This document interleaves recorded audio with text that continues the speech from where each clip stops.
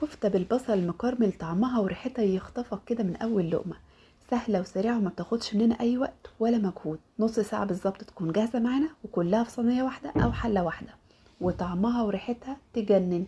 يلا بينا نشوف الطريقة على طول، ولو عجبكم الفيديو ما تنسوش لايك وشير ومتابعة للصفحة.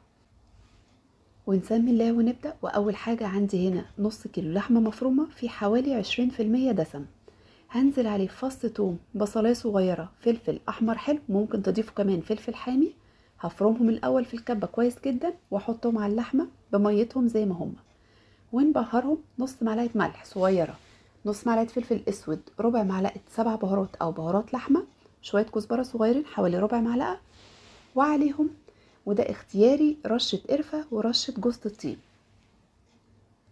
نعجن بقى كل الكلام الحلو ده كده مع بعضه كويس جدا، ونبدأ نشكل الكفتة كور صغيرة زي كفتة داوود باشا بالظبط.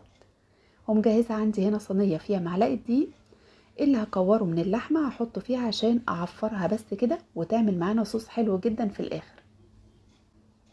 هنخلي الكور كلها قد بعضها عشان السوا كله يكون واحد. وبعد كده هنجيب طاسة او حلة، ودي اللي هنعمل فيها كل حاجة. هننزل فيها بمعلقة سمنة بلدي او زبدة بلدي، عليهم 3 معالق زيت كبار.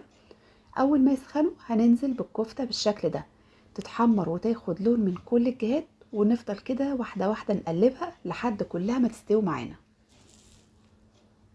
زي ما انتوا شايفين كده واخدة لون تحمير تحفة. كمان هي استوت من جوه، يعني احنا مش هنطلعها ني، هنسويها سوا كامل ونطلعها في طبق خارجي. ونفس الصينية بالبهريز اللي نزلت من الكفتة والدهون والحاجات دي كلها هننزل فيها كده زي ما هي بنص كيلو بصل متقطع شرايح رفيعة. ممكن تقللوا الكمية او تكتروا الكمية حسب ما انتوا ما بتحبوا كمية البصل قد ايه في الاكل. هقلبها بقى بالشكل ده، ولو احتاجت مثلا معلقة زبدة صغيرة او معلقة زيت ممكن نزود، انا هنا محتاجتش ازود حاجة. هقلبه بقى لحد ما ياخد لون كده، تقليب باستمرار. وهننزل بقى برشة سكر كده او ربع معلقة سكر عشان نكرمل البصل. ونفس البهارات اللي احنا حطيناها على الكفتة هنحطها على البصل، معاهم عودين قرنفل كده حلو بينقل طعمها في حتة تانية خالص. بس هنحط بقى البهارات كميات اقل، يعني رشة ملح بسيطة، فلفل اسود، كزبرة، 7 بهارات، كلها اقل من ربع معلقة. نقلب بقى البصل كويس جدا مع البهارات، وننزل بحوالي ربع كوباية مية مغلية. شايفين لون البصل حلو ازاي؟ لونه متكرمل وطعمه كمان حلو جدا.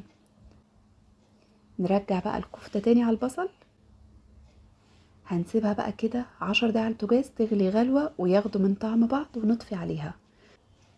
وبس على كده. كان عندي بقى رز بايت في التلاجة، طلعته وسخنته وكلناه مع الكفتة دي بألف هنا وشفا، طعمها هيجنن. وكمان الصنف ده انا ضفته المنيو عندي لما عجب ناس كتير جدا. لو عجبكم الفيديو متنسوش تعملوا لايك وشير ومتابعة للصفحة.